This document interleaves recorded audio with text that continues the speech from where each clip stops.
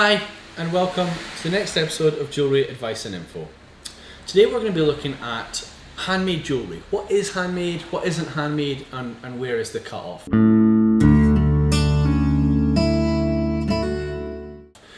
This is more of a sort of discussion piece, throwing ideas out there, discussing how the term's used and how maybe it should be used.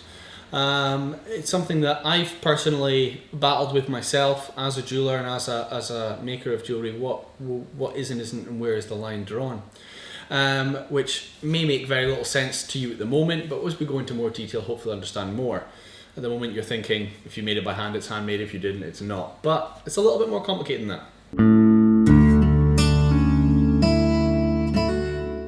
First of all, let's discuss what is handmade jewellery. Without a doubt, no ifs, buts, maybes. Handmade jewellery made 100% by my hands, never touches anyone else. And this is when you get some silver wire, you get some silver sheet, and you can cut the sheet, shape it, file it, bend the wire, set stones in it, you know, all these kind of things that you'll see on my other series of how to make jewellery. It's either there now or will be soon.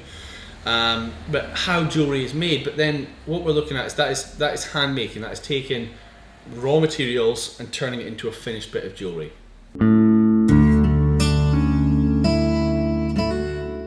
So that kind of jewellery is completely handmade.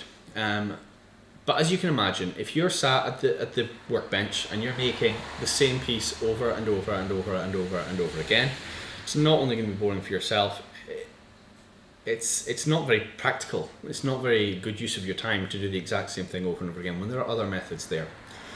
Almost all jewellery you buy off the shelf, there are exceptions, but we're talking almost, is cast. It's from a process called lost wax casting. And this is where I make one piece, I'm happy with it, it's perfect or near perfect. I either myself or I send it away to a casting company and they'll make a mold of the piece. They will, from that mold, they'll make multiple versions and they'll send me back a blank casting. The blank casting still needs a lot of work. I have not bought a bit of jewellery even though it's my own design. I've not sent a design away from someone else to make. I have made the original piece by hand. I have had, in my case, had it outsourced to get it cast and get a blank casting. From here I need to remove the sprue, so I need to saw a bit off of it, I need to file it, I need to emery it, I need to polish it. I also need to set any stones in it that it needs. However, this is a lot less work than using just a plain bit of wire to remake the ring. And as such, almost all jewellery you see in any catalogue, any off the shelf, is made in this process. But most of these you will see still described as handmade, or often they will say hand finished or hand polished, or the stones are hand set. But in the majority of cases I've seen, they do describe it as handmade. This has put me in a difficult position. I generally describe my jewellery as handmade. I make it here at the bench. Even my castings I hand finish and hand polish at the bench. But is it really handmade?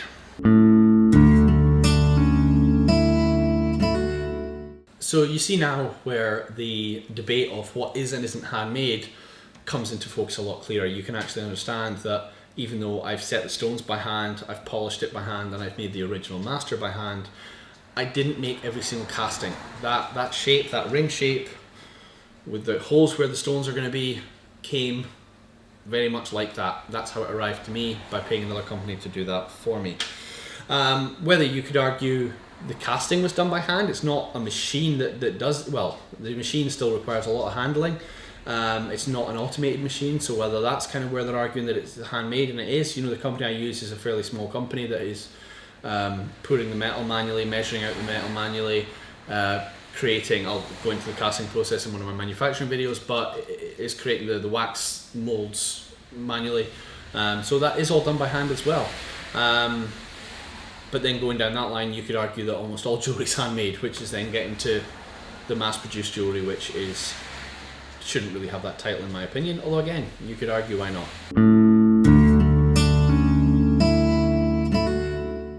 So in conclusion, I don't have a set conclusion as to what is and isn't handmade, unlike my previous videos where I can give you a rough answer. There isn't one. You decide. Does it even matter? My jewellery is all made fairly locally in Scotland. My casting company is in Scotland. All the bench work happens here in the shop by myself. Does it matter? Is it great just that local businesses is doing traditional trades? Let me know in the comments, see what you think. Also, if you would find this interesting, please subscribe, like the videos and subscribe to the channel. That would be absolutely fantastic. And why not keep up to date with what we're up to on Facebook? You'll see the link in the description. And we'll see you next time. Thanks.